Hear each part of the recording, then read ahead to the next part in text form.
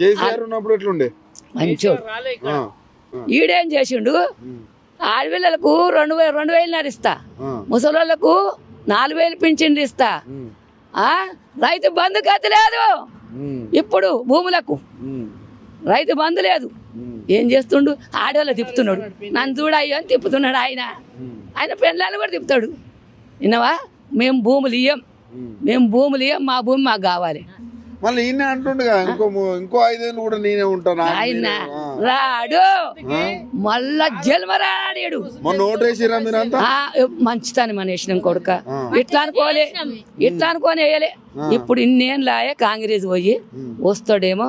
ఇందిరమ్మ పోయింది, రాజశేఖర రెడ్డి పోయిండు, రాజీవ్ గాంధీ పోయిండు. న్యాయస్థానం కదా ఇందిరమ్మది, చేస్తాడు అనుకోను. ఈ కత్తెర నా కూడా మాకు తెలియదు.